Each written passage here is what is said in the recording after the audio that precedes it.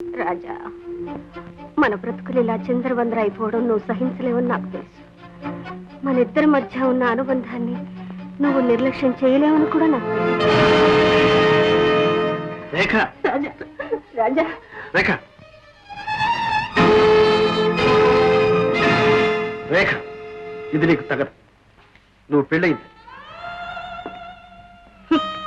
పెళ్ళి? అది కూడా ఒక పెళ్ళేనా? నా మెడక ఉరితాడు ఎవరు వేశారు, ఎందుకు వేసుకోవాల్సి వచ్చిందో నీకు తెలియదా రాజా? తెలిసినా నేను చేయగలిగింది ఏమిటి? దయచేసి ఇంకెప్పుడు ఇటువంటి ప్రయత్నం చేయకు. అంతేనా? అంతేనా రాజా? ఈ మనసుకు వయసుకు ఆ డబ్బుతో సమాధి కట్టుకోమంటావా? ఒకప్పుడు నన్ను ఎంతో ప్రేమించావే, ఇప్పుడు కనీసం సానుభూతి అయినా చూపించలేవా? రేఖ, సానుభూతి పేరుతో అవినీతి పనులు నేను సహించలేదు. నువ్వు వెళ్ళు ప్లీజ్.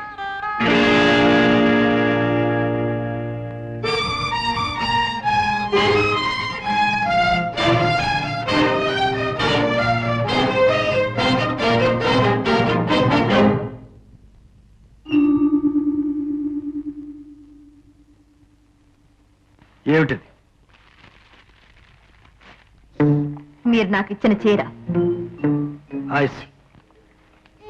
మీ చీర మీరు తీసుకుంటే నేను వెళ్తాను. నాకు వేరే ఉద్యోగం దొరికింది. ఒకసారి కట్టుకున్న చీరను తిరిగి ఇవ్వడం. ఆహా, ఎంత సంస్కారం. సంస్కారం అంటే ఏమిటో మీరు నాకు చెప్పవసరం లేదు. అది ఇప్పుడే చూశాను. నాకు వేరే ఉద్యోగం దొరికితే వెళ్ళనిస్తానని మాటిచ్చారు. నేను వెళ్తాను. వెల్, ఇప్పుడు వెళ్ళనివ్వను అంటే మీ నిజ స్వరూపం బయటపడుతుంది. రచ్చకక్కడ ఎందుకు? నన్ను మంచిగానే వెళ్ళనివ్వండి. నో, వెళ్ళనివ్వ. నేను వెళ్ళి తీరుతాను. నా నుంచి తప్పించుకోవడం అంత తేలిక కాదు జయంతి.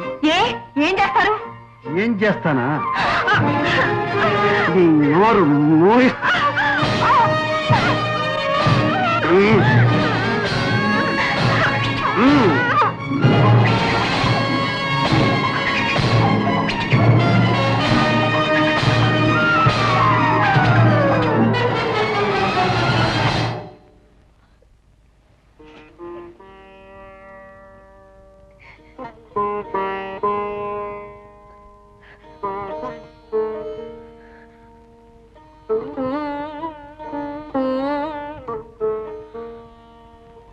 నేను ఆడవాళ్ల కొంగుబట్టుకు తిరిగేవాడిని మాత్రమే కాదు, అవసరమైతే లొంగ తీసుకోవడం కూడా తెలిసిన వాడిని. అర్థమైందా?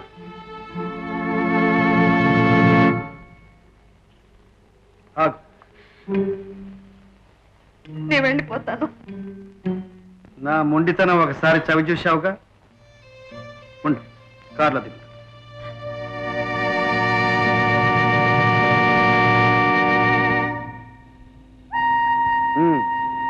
నిన్న డాక్టర్ గారింట్లో నే అన్న మాటకు నువ్వు బాధపడినట్టు.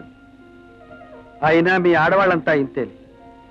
పైకి కనిపించేది వినిపించేదే నమ్ముతారు. రాతిలో నీళ్లను రాని కన్నీళ్లను చూడలేరు, అర్థం చేసుకోలేరు. మీ మగవాళ్ళు కళ్ళారా చూసిన నిజాన్ని కళ్ళని నమ్మించాలని చూస్తారు. నువ్వు చూసింది నిజం కాని నిజం. అయినా నిన్నిప్పుడు నమ్మించలేను. సమయం వచ్చినప్పుడు నిరూపిస్తాను. ఏమైంది? ఎప్పటి నుంచి? చాలా రోజుల నుంచి. మందేమన్నా తీసుకుంటున్నావా? లేదు. డాక్టర్ దగ్గరికి వెళ్దామా? వద్దు, దయచేసి తొందరగా నన్ను ఇంటికి తీసుకెళ్ళండి. మా అమ్మ ఏదైనా మందిస్తుంది.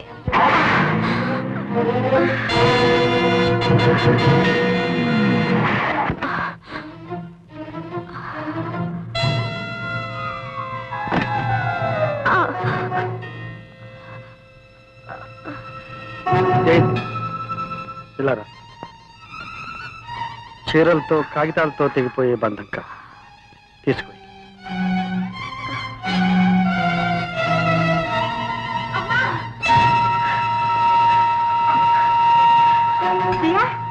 ఏమిటమ్మా మళ్ళీ ఆ పాడు పడుకుని వచ్చిందా? బామ్మ వచ్చింది. బామ్మ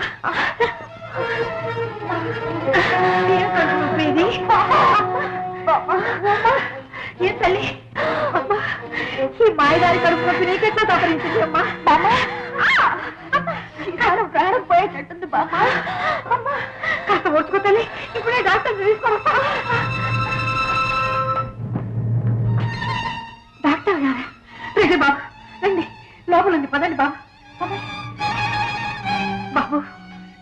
నాకు తెలియదు.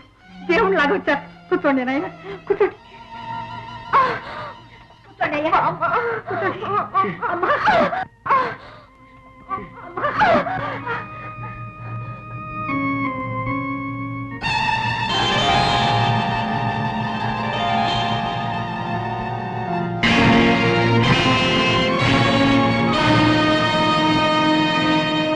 ఏమండి నొప్పి అప్పుడప్పుడు వస్తుంటుందా?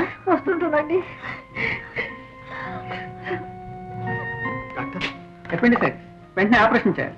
పేషెంట్ ఇప్పుడు హాస్పిటల్లో తీసుకోండి. మంచి రాజశేఖరం గారు, పేషెంట్ ని మీరు సరైన టైంలో తీసుకొచ్చారండి. ప్రమాదం కొద్దిలో తప్పింది. పర్వాలేదు, మీరు వెళ్ళొచ్చు. ఆమెకి ఇప్పుడు అప్పుడే స్పృహ రాదు.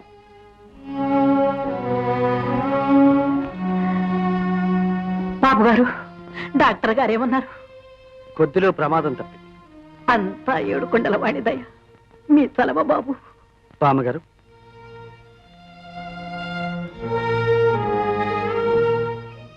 ఒకసారి మా ఇంటికి వస్తారా?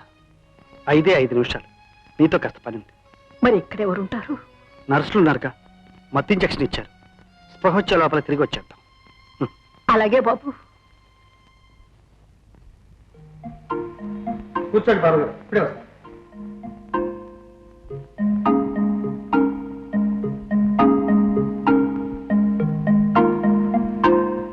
బామ్మగారు, ఈ ఫోటో వస్తారు చూడండి. బాబు, ఈ ఫోటో ఇక్కడికి ఎలా వచ్చింది? మా ఇంట్లో కూడా ఇలాంటిదే ఉంది. నేను చూశాను బామ్మగారు, అందుకనే మిమ్మల్ని ఇక్కడికి తీసుకొచ్చాను. ఫోటోలో ఉన్నది ఎవరు? నేను, నా కొడుకు అంటే జయంతి తండ్రి, నా కూతురు రాజ్యలక్ష్మి. మీ కూతురా? అవును బాబు, స్వయాన అక్క కూతురు. బాబా, నేనెవరో కాదు, మీ మనవండి. మీ రాజ్యలక్ష్మి కొడుకుని. నిజంగా బాబు, నువ్వు రాజ్యలక్ష్మి కొడుకువా? నా మనవడివా? నాయనా, నువ్వు నా మనవడివా? ఎన్నాళ్ళకెన్నాళ్ళకు ఈ జన్మలో నిన్ను చూస్తానో చూడనో అనుకున్నాను. భగవంతుడు మనల్ని ఈ విధంగా కలిపాడు. బాబు, నువ్వు తన మేనత్త కొడుకుని జయంతికి తెలుసా? లేదు బామ్మగారు, ఈ క్షణం వరకు నాకే తెలియదు. దానికి ఈ సంగతి తెలిస్తే ఎంత ఆనందపడిపోతుందో, ఎంత పొంగిపోతుందో.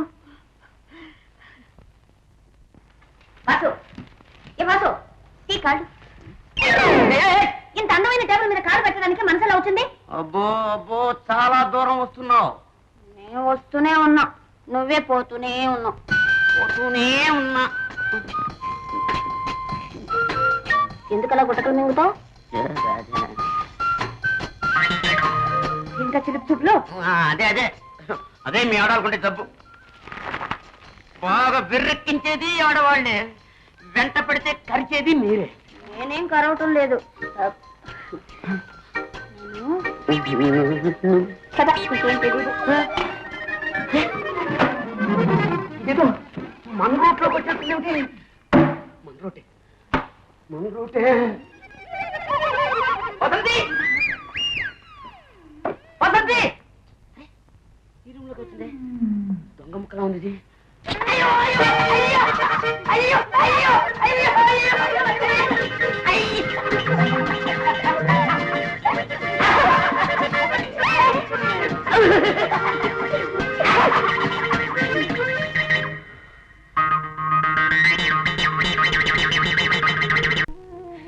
అతను వద్దు, అతని పొత్తు వద్దు. అతని నుంచి దూరంగా పోవాలనుకున్న నన్ను తీసుకొచ్చి అతని పంచునే పడేశారు. అదేమిటి అట్లా అంటావు? రాజశేఖరం సమయానికి దేవుళ్లాగా వచ్చి ఆదుకున్నాడు. డబ్బు మంచినీళ్ళ ప్రాయంగా ఖర్చు పెట్టాడు. లేకపోతే నువ్వేమైపోయేదాన్ని? చచ్చిపోయేదాన్ని. దీనికంటే అదే నయం. ఏమిటి ఆ మాటలు? బామ్మ, అడిగి తీసుకుంటే రుణం తీర్చుకోవచ్చు. ఇది అయాచితంగా వచ్చింది, దారుణం. తెలివేలే, ముందు కాస్త కోలుకో, తర్వాత చూద్దాం. అసలు నీతో నేను ఎన్నో విషయాలు చెప్పాలి. రాజశేఖరం ఎవరనుకున్నావు? రామగారు, రామగారు, ఏం బాబు? ఒకసారి ఇలా రండి. ఏనాయనా? ఏం లేదు బామ్మ, ఏ పరిస్థితుల్లోనూ నేనెవరో జైకి మాత్రం చెప్పద్దు. అదేంటి బాబు? కారణాలు తర్వాత చెప్తాను. అది కాక మా ఇద్దరి మధ్య కొన్ని అపోహలున్నాయి. మన బంధుత్వం సంగతి తెలిస్తే ఏ అపోహలుండవు. తెలియాల్సింది, పెరగాల్సింది బంధుత్వం కాదు బామ్మ, బంధం అనుబంధం అయినా ప్రస్తుతానికి జైకు చెప్పనని నాకు మాట. అలాగేలే బాబు, అలాగేలే.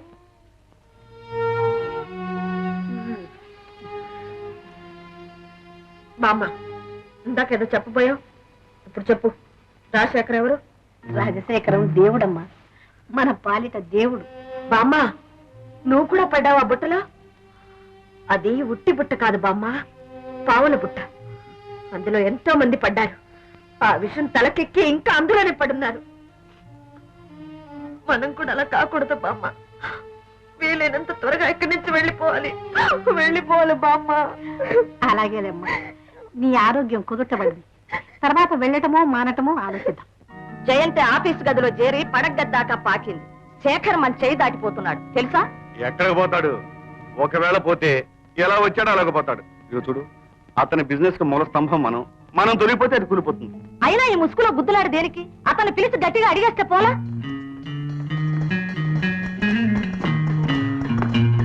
వెల్ మిస్టర్ శంకర్, ఇవాళ నేను ఫ్యాక్టరీకి రావడం లేదు, ఇక్కడే ఉంటాను. తపాల్ సేవన వస్తే ఇక్కడికే పంపించు. దెన్ ట్రంకాల్సి వస్తే సెక్రటరీగా నువ్వే మాట్లాడు. నాకు ఈ జబ్బు రావడం 2 విధాలుగా మంచిదేం సునంద. అంటే రాజశేఖరం దగ్గర ఉద్యోగం దొరకడం ఎవరికైనా చాలా అదృష్టం. నాకెందుకో పసకలేదనుకో. ఆ ఉద్యోగం కాస్త ఎవరికో పోకుండా మీ ఆయనకు దొరకడం మొదటిది. నాకు ఇక్కడి నుంచి వెళ్ళిపోవడానికి దారి దొరకడం రెండోది. అయినా ఊరందరిది ఒక దారి, ఉలిపికట్టిది ఒక దారి అన్నట్టు అందరికీ ఇష్టమైన రాజశేఖరం అంటే నీకెందుకు ఇష్టం లేదు? తాను గొప్ప అందగాడినని, ఊళ్ళో ఉండే ఆడవాళ్ళంతా తన వెంట పడతారని గర్వం. నీతో అన్నాడా? నీకు తెలియలే సునంద అతని సంగతి. నేను ఇదివరకే చెప్పాగా అతనేమి అనడని. చెప్పు బామ్మ, తర్వాత ఏమైంది?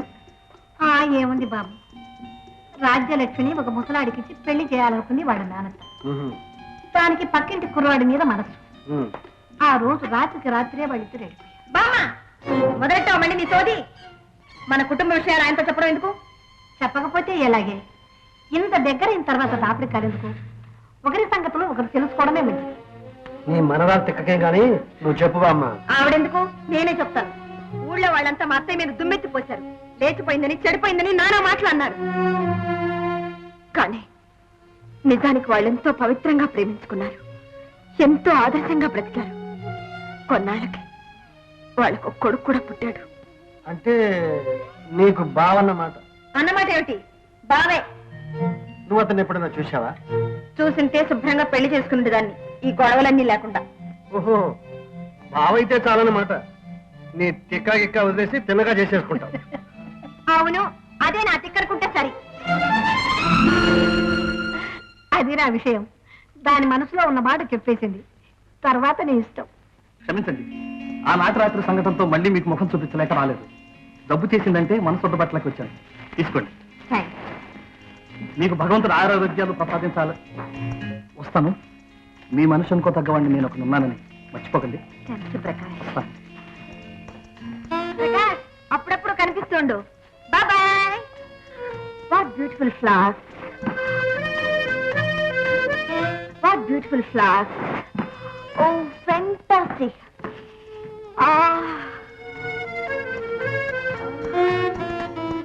ఏమిటా తన్మయత్వం? పూల గుత్తి. అంత మత్తుగా ఉందా? మొత్తంతా తుమ్మెదలకి, పువ్వులకు మిగిలేది ఆలోచనలు. అంతేకాదు, అనుమానాలు, అపార్థాలు కూడా. అబ్బా, మీరు చాలా బాగా ఊహిస్తారు. నీ మెప్పు నాకేం అక్కర్లేదు. నా ఎదుటే ఎవరో ఇచ్చిన పూల గుత్తి తీసుకుని ఏదో గొప్ప. మమ్మల్ని జీవించండి. జీవించడం ఏమిటి? ఏమిటి వింత? వింతేమిటి బాబాయ్? మేమిద్దరం కలిసి పెళ్లి చేసుకున్నాం. ఇది పెద్ద కిలాడి బాబాయ్. వంట విహారంలో నీ పక్కనే నన్ను చూసిందట. అప్పుడు నన్ను ప్రేమించిందట. నన్ను బుట్టలో వేసుకుందామని ఇక్కడ చేరిందట. అది సరే, మీ ఇద్దరు నిద్ర లేచిన దగ్గర నుంచి కుక్క పిల్లిలాగా పోట్లాడుకుంటారు కదా, మరి ఇప్పుడు పొత్తెలా కుదిరింది? బాబాయ్, నేను చెప్తా విను. ఒక మొగ ఒక ఆడ మాట్లాడుకుంటే ఇష్టం అన్నమాట. పోట్లాడుకున్నారు అనుకో మరీ ఇష్టం అన్నమాట. మరీ తెగిపోయే వరకు సాగతీయకూడదు బాబాయ్. మరి చాలా సింపుల్ అయిపోయారు బాబాయ్. అది సై అంది, నేను సై అన్నాను. ఇద్దరం కలిసి ఒక రూట్లో పడిపోయి ఉంది. అవునన్నయ్య, మీరు దీవించి వదిలేస్తే నేను ఈయన్ని తీసుకువెళ్తాను. శుభం, తీసుకువెళ్ళాం.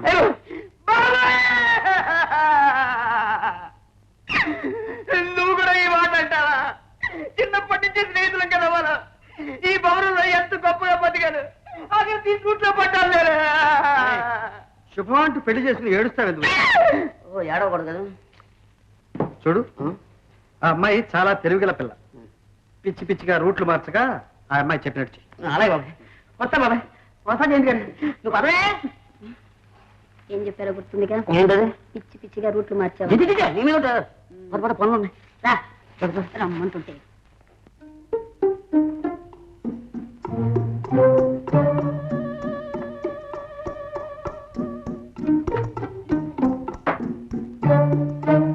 మిమ్మల్ని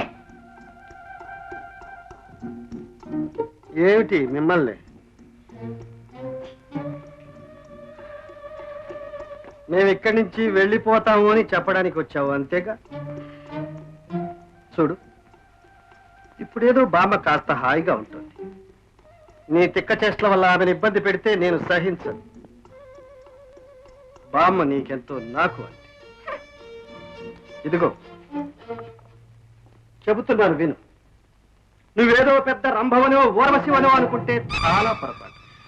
నేనేదో నీ వెంట పడుతున్నాను అనుకుంటే అది అంతకంటే పొరపాటు.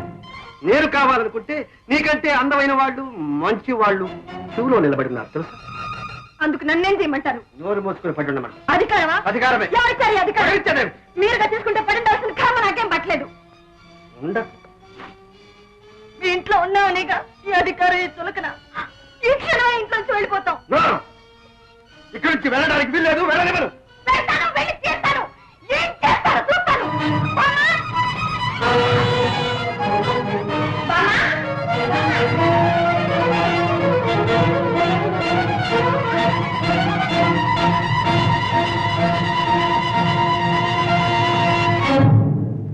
బామ్మ, బామ్మ, చేసిన పూజలు ఇచ్చిన హారతులు చాలు. ముందు ఇక్కడి నుంచి బయలుదేరు. ఇంకొక క్షణం కూడా ఈ ఇంట్లో ఉండకూడదు. ఏ చెప్పారు వినిపించదా? ఈ అవమానాలు భరిస్తూ ఇంట్లో ఉండడం కంటే చాలా మేలు. నిన్నే బామ్మ.